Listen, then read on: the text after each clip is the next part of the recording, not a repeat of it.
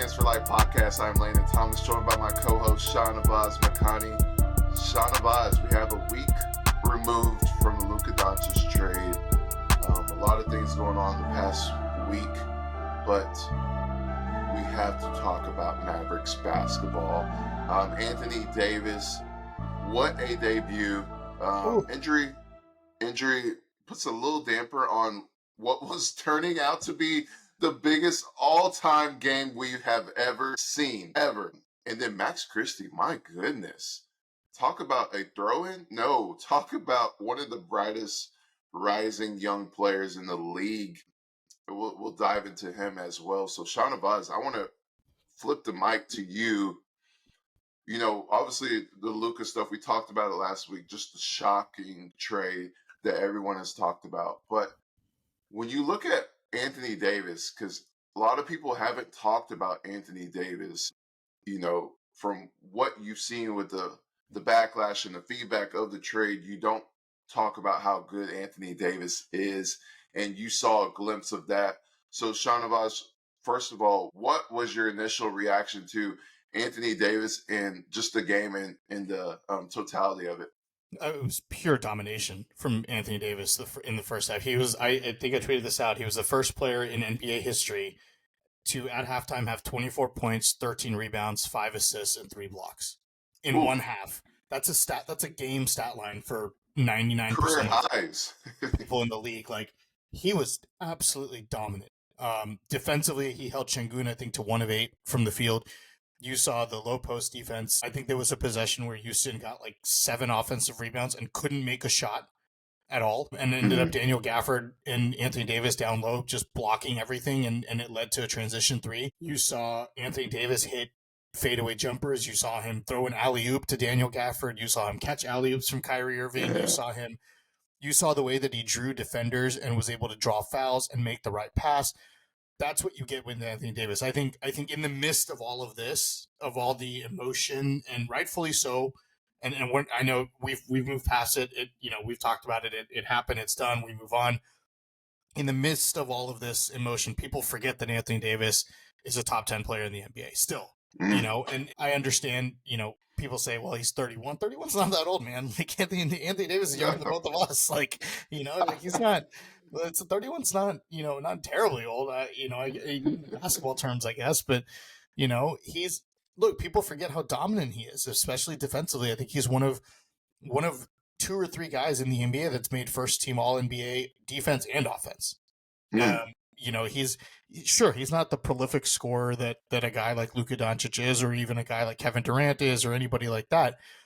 But there's very few players in the NBA that can play defense the way Anthony Davis plays. And you saw that yesterday. I think it was just a dominating performance, and everything coming out that, at least that I've heard and read after the injury, is that, a non-contact lower body injury looked like the groin, but he said he was good. He said, he feels fine. So we'll see, what that looks like going into this week. But man, if that's any indication of what this team can be with Anthony Davis, you better watch out, because defensively, that was one of, if not the best defensive performance for the Mavericks all season. 18 blocks in that game yesterday. Led by AD. We saw what it did to have him and Gafford down low. When you get Derek Lively back, I mean, that just you see AD in his natural position of playing at the 4 now, and you put another big center next to him. I mean, that's a lengthy team, especially with PJ and Clay, at the 2 and 3 spot. So defensively, if that's any indication, I mean, this team is going to be really, really good to hold Houston. I know Houston struggled the last few games, but they're a top 4 seed in the West. So, you take any win that you can get, coming off a huge win against Boston as well. Now you've got 2 in a row against 2 quality opponents as you go into this week.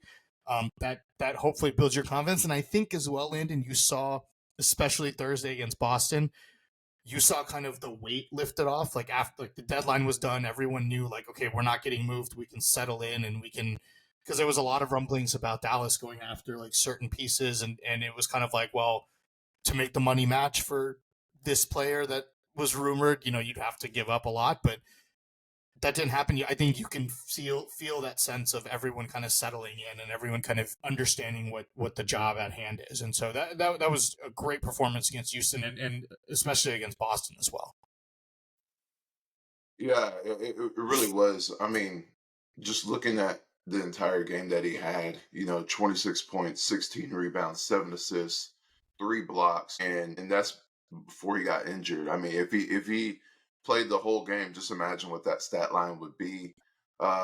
It's just simply incredible to watch his presence. I mean, when you watch on TV or when you watch when the Lakers come into town, you feel it a little bit. You know how good he is, but when he's on the other side, you see everything. You see the behind the scenes. You see the aura that he does have. And I know that Kyrie and AD have been the second guy to LeBron and Luca for a little bit with Kyrie.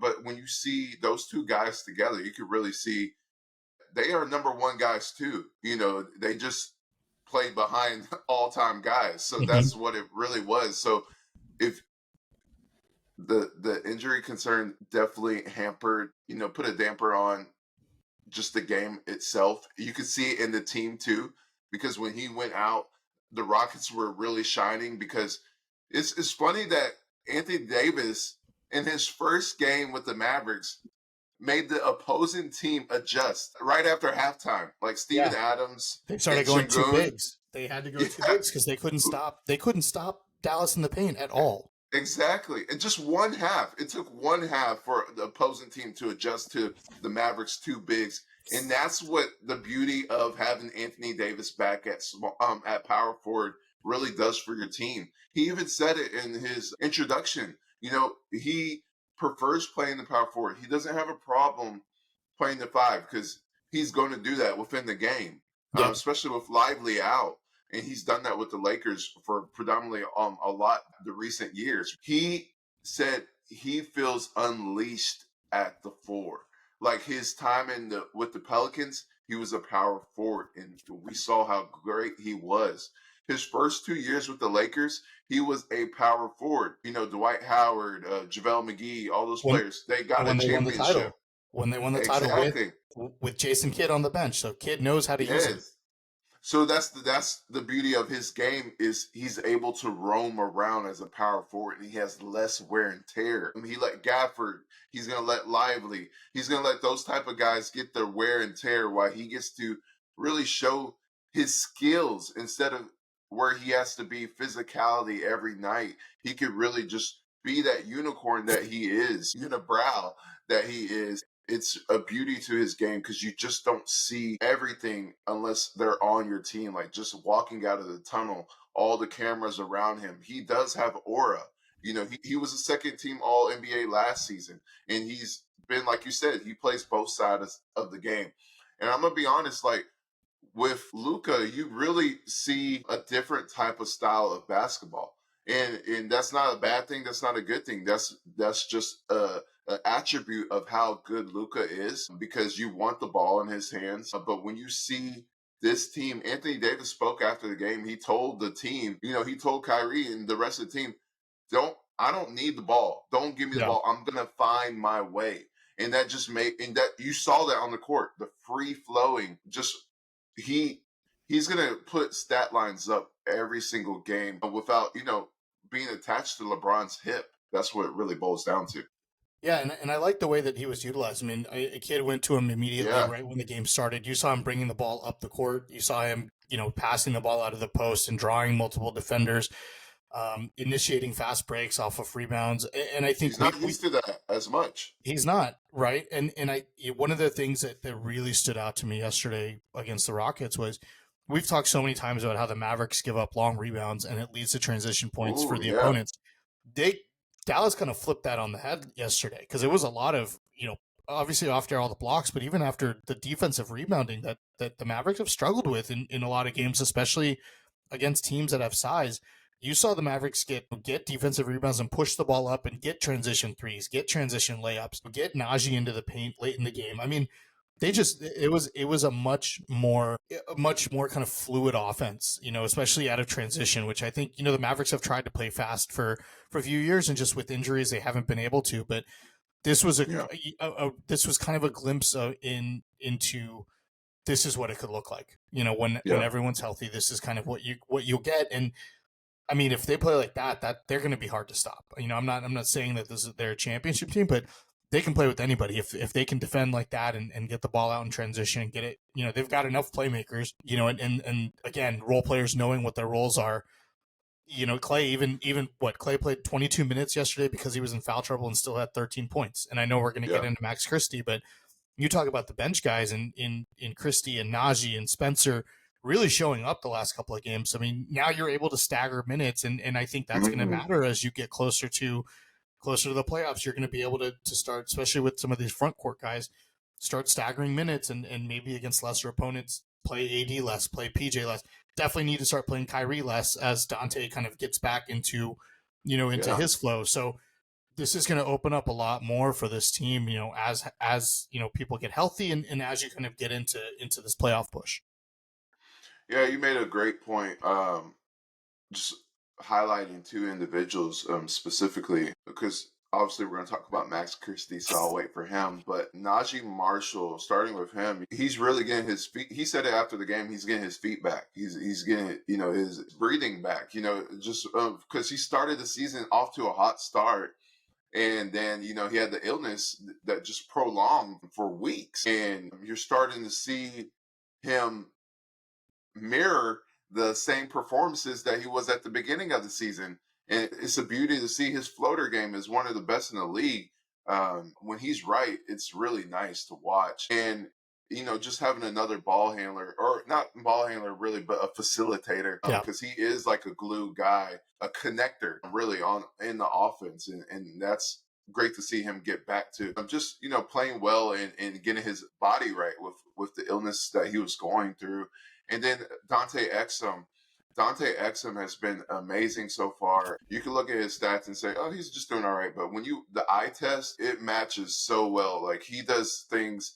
I mean, I've said it so long, like, outside of PJ, he is the biggest X factor because you can play him anywhere. Like, you don't have to say, well, he's going to have to be the backup point guard. Oh, he's going to have to be the shooting guard. Oh, he's going to have to be small forward. He can play all those. He's just a basketball player. You can just plug him in. And I love that about his game because he drives to the rim and he can shoot, he can defend 94 feet. And he's just one of those players that you really need on a team that's striving for a championship because you can plug him anywhere and he's going to perform. Yeah, and we're also forgetting Caleb Barton, who the Mavs acquired from Philadelphia. Caleb Barton gives you another lengthy defender. Is obviously not going to give you the offensive output that Quentin Grimes did, but he's under contract for a couple more years. A really, really good defender. We saw him have a great playoff series with Miami against Boston a couple years ago. So that's another lengthy, rangy defender. If you're going to go all in on defense, you go get guys like that. I will say that. If you've got your philosophy and that's what you're going to do, go in all the way.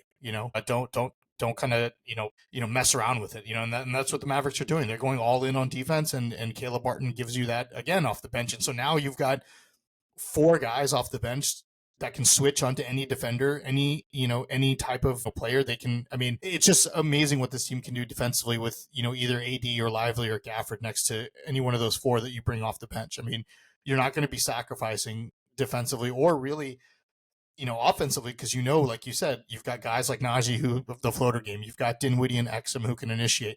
And we'll get into Max Christie, who's just been amazing. Max Christie's been phenomenal since he got to Dallas. This might turn out to be the Max Christie trade, Landon, not the Anthony Davis trade. This is a guy that 22 years old. I mean, he was a top 20 recruit in high school, McDonald's All-American, started, it's so funny because he plays in a market like LA, but because of the star power of LeBron and AD, you didn't hear a lot about him, even though he was starting a bunch of games, really came on the last few months for the Lakers. And now his first 3 games with the Mavericks, he scored over 15 points every single game. He's playing over 30 minutes a game. And you know what he's doing? He's taking pressure off of Klay Thompson. He's taking pressure off of PJ Washington because he can play the 2 or the 3. You can stagger those minutes now. And when he's hot, he's hot. You can play him. I mean, he had a clutch 3 yesterday against Houston to kind of seal that game off. Defensively, he's been great. I mean, I am so excited about this kid. Like, watching him play, you can just see the talent and you can see how good he is. And it's just, I was texting a buddy of mine earlier and I said, this is a Klay Thompson replacement.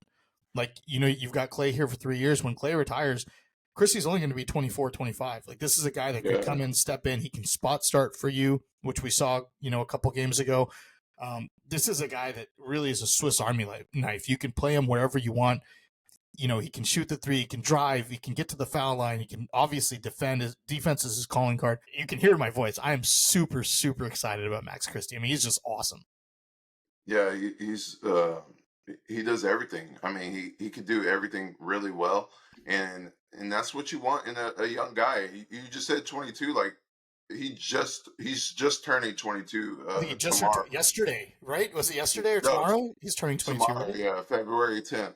Okay, there you go. And, and that's the beauty of his game is like he's averaging 17.7 points, 5.7 rebounds, 3 assists. He's shooting 51.6% from the floor, 66.7% beyond the arc. I know it's a 3 game sample, but Max Christie is really a rising young player in this league. And he's getting obviously he was starting a lot with the Lakers, but now you're seeing him really grow his game because he's playing the same minutes, even though he's coming off the bench. He's playing 31 minutes a game, and he is really learning from Hall of Fame players like Kyrie, Clay, and even AD. Like they have a really close, even though one's a big, one's a guard. Like he is still really close with AD. So they came over to Dallas together, and he's learned a lot from AD. And obviously, AD has always taken the opportunity to say how good Max is every chance he gets. So that's a great thing to feel, or that's a great thing to see as well, and a great thing to hear, because you're really seeing the closeness between those two, and you're seeing Max Christie. He get traded as a young player in this league. You're starting for the Lakers, and you get traded to another team. That could be a whirlwind for anyone, and he's taking it very well. If you hear him speak, he is a great speaker, and he's a great learner, very educated, and he has high IQ, and that just translates on the court. Like when you watch him, he plays like a veteran. He makes moves that at least 5-year players make when you learn that. And when I say is, for example, in the game against the Rockets, it was the shot clock was coming down. The Rockets making this big run, and I'm Yeah. not talking about the big shot three that he made. I'm talking about there was a moment where he had the ball that was swung to him. He could have shot the three, Yep. but he Drove instead inside. he drove Yep. exactly. You know the exact play I'm I know talking about. exactly. I know exactly what you're talking about. And most players would shoot that three. And that's what I'm saying is he's a veteran in the 22-year-old body because he is a kid type player. And that's why he's playing 31 minutes. And that leads to me to Hardy. I mean, Yeah. he's really taking the minutes of Grimes and Hardy, And not Hardy. just Grimes. Like he's taking both of those minutes, and he really deserves it the way he's playing. Yeah, oh, rightfully so. I mean, we've said it so many times that especially as a new player coming in, to a team where you've got most of the rotation pretty established. There's 1 or 2 spots up for grabs. You've got to seize your opportunity. And Jaden Hardy, look, he's had his chances. To be honest, I mean, we've Yeah. seen Kid give him the reins, and he's had good games against Portland. He's had good games. It feels like every couple of weeks, but then it's always like there's a dumb turnover, the ball handling mistakes, the really poor passing. The shot selection's been decent. I mean, I'm not gonna. That's what he is, right? He's a scorer. That's what he's supposed to do. But defensively, he's a turnstile. I mean, you can't really rely on him to defend anybody. And, Yeah. and Max Christie has come in and just completely taken over, his minutes. And I don't know, unless it's a blowout game, if you're going to see Jaden Hardy. To be honest, Landon, Kessler Edwards has played better than Jaden Hardy as of late. Yeah. Defensively, Kessler Edwards has been great. He started a few games. We've seen him defensively have some really, really good possessions. You know what you're not gonna get offensively from him, but he's in there for defense. And so I think that just relegates Jaden Hardy back down to the end of the bench now, where you're not going to see him play unless it's a blowout, unless you're getting guys like Brandon Williams in there, Omax in there, young guys that need to get some run at the end of the game. But look, Max Christie gives you a lot more. To your point, he gives you what Grimes was, what Hardy was, and to be honest, what Josh Green was. He's kind of a combination of of all 3 of those guys. He can score, he can defend, he can put the In ball one on the player. floor. in one player, and you've got him locked up for 4 years on a on a really really good deal. So that's a guy that you know is going to be key to your rotation going forward. And it just, I mean, he's been unbelievable to watch play because to your point, some of the plays that he's made have been extremely smart. We've seen Jaden Hardy Yeah, turn the ball over and make bad mistakes. We've seen Spencer make poor mistakes, especially when it comes to kind of trying to pass the ball. The Mavericks had less than 10 turnovers again yesterday. That's the first time, I think, in a long time this season where they've had back-to-back games with less than 12 turnovers, which is what they average. So yeah, a lot of games that the Mavericks have lost, we've seen 16, 17, 18 turnovers. When you've got smart basketball players like that who don't turn the ball over, that puts you in a position to win, even if the Rockets, make a comeback. You're still in position to win. Like you still yeah. know that you're going to make the right play. And a lot of fans were claiming for Herb Jones. I Mm-hmm. mean, you don't need Herb Jones when you have Max Christie. And that might sound weird to some people, but it's the truth if you watch him play. Like he's a POA defender and he can also shoot the three. But like you said, like he can do a little bit of everything. That's what I was because I've only seen a few Lakers games, with Max Christie, but just watching him with the Mavericks, where I watched the whole game, he can do a little bit of everything. He's not just a 3 and D guy. Like he can dribble the ball and he makes sound plays, like you said, and it's great to see because now you have your window, a 4 year window, but you also have young guys on the team as well. And then you have middle guys, like you have PJ Gafford and those type of players in the middle. And then you have the young guys. You have Max Christie and Lively. Yep. Like you can really build around those two guys for the future. Like you said, when Clay and get retires, Kyrie gets older, AD gets older. Like you could really transition the team to Max Christie and Lively, and that's the future that you have for this team. Because I think Max Christie has another level in him. I know it's a three game sample, but I think he really has But another level in him. he's been doing this for months with the Lakers. We just haven't noticed because we don't Yeah, follow them, right? Like he's been exactly. balling out for the Lakers the last few months. So 3 game sample size with the Mavericks, but you look at it in totality, I think his last 10 games, including with the Lakers, he's shooting 47% from three. Yeah, that's really Like, low. And he also said the difference of playing in Dallas and the Lakers is free flowing. And that yep, gets me to my point. Like LeBron and Luca, all time players, so good at what they do, their craft. And I have nothing to bash Luca on. He's an amazing player. We talked about it. We wouldn't trade him unless he asked for a trade. But now that the trade has happened and we're looking at reality of this team, the components of the trade, obviously we still have another first round pick later on. But Max Christie and Anthony Davis, it's really fun to watch. And I'm not yeah, scared to say that because it really is fun to watch where the ball is moving around. And obviously, what my point is, Max Christie said after the game, the difference between Dallas and the Lakers is free flowing and really just letting him play. So, like you said, he was doing this with the Lakers, but it's another level that he's taken with the Mavericks because he's not just waiting for LeBron's pass. And a lot of players on this team are not just waiting for Luca's pass. So you're really seeing a beauty of guys playing the best ability within themselves because they're showing their game instead of their game, um, you know, surrounding Luca.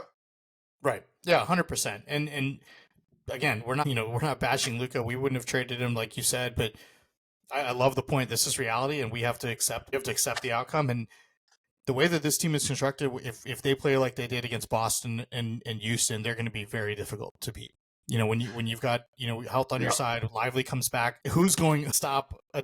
Who's going to score on that front court? I mean, you're talking about 3 premier shot blockers in the NBA. Mavericks had yeah, 18 blocks yesterday. That's yeah. insane. That's ridiculous. Like, who's going to score in the paint on this team? Even after the game, Anthony Davis was talking about that 18 blocks, and Kyrie was saying, "Hey, I had two." Yeah, Because that's true. There you go. Anthony Davis was talking about the bigs. Yeah, there you go. Kyrie was making it known he had two as well. And the Mavericks have 4 players in the top 30 for blocks. They have, like you just said, the 3 bigs, and they have PJ. He's like 28, 29. Yeah. Around 28, 29 on the list for blocks. So that's going to be exciting, like you said, when the whole team is healthy. Which brings me to the last word, Shahnavaz, health. We always talk about health. You always, when I ask you, what That's would you like to see? is a healthy team. Even That's it. Anthony Davis, everybody talks about that. But PJ, he comes back and he gets the ankle sprain. We don't know the severity of it. Could be minor, could be out for a few games. Who knows how long it's going to be? But what is your reaction to Anthony Davis? His injury. He said after the game, it's not. It's just it was a little spasm. He's fine, nothing serious. We'll see if he's available for next game. But just what is your reaction to the Mavericks? You see what a glimpse of what it could be, and then you have a couple of injuries in the game. Bless the All-Star break. Thank God it's coming this week, because this is exactly Yeah, now you're gonna have time to not only integrate AD and Max a little bit more within the offense, defense. We saw glimpses of it obviously against Boston and Houston yesterday, but you're gonna have time to a good week to integrate them, and then yeah. just to get everyone healthy, man. Like PJ, Mhm. even with the sprained ankle, like even if he misses games this week, you've got another week off pretty much, right after the All-Star Yeah. break. AD is going to have some time to rest. Kyrie, who's been playing, it seems, 40 minutes a night, needs some rest. Yes. So he's gonna get a much needed break, and I think you're gonna see a refreshed team coming out of that All-Star break. The schedule this week is, I wouldn't say it's difficult, but you've got two Western Conference opponents that are right on your tail, and they're Yeah. chasing you, in Sacramento and Golden State, and then you've got a Miami team that just lost Jimmy Butler. So Mavericks have a chance to win two or three in a 2 or 3 more games this week, and put themselves in a position to get out of that play-in spot up to the 7th or 6th seed. So this is going to be a really critical stretch, and I think it's a good break. It'll be a well. It's a good timing for the All-Star break now, Mhm. especially with what happened yesterday with AD and PJ, to kind of get everyone. Let's recalibrate. Let's get focused. We saw what it did last year for Dallas after the trade deadline. When they got PJ and Daniel Gafford. I feel like this could be a very similar situation where you've got that week off to kind of start integrating and start getting the pieces together, and you'll see that you'll see whether that's successful here real shortly. I agree with you. Just I want to see the team healthy. Because I think that even AD said it, when they get healthy, they're going to be scary for opposing team defenses. Good, because the versatility of the team. They can play small, they can play big, and that's the beauty of the game. And they have so many defenders. So I love defense, and I'm excited to cover the new version of the Mavericks. Obviously, wish Luka well. Want him to do great things. Yeah, But absolutely. also want to see AD and Christie shine. And it was great to see them get the applause and ovation that they did get inside the arena. Yeah, that was awesome to see. All right, everyone. Appreciate y'all tuned in. New players, new era for the Mavericks. They starting off well. I mean, just specifically the last two games, like you said, Shahnavaz, Celtics, and the Rockets. Those are huge games. Even though the Rockets are on a slump, those are big games and big teams to beat. So they're on the rise. But we appreciate y'all tuning in to the Mavs Fans for Life podcast. We will talk to y'all next episode. Goodbye, everyone.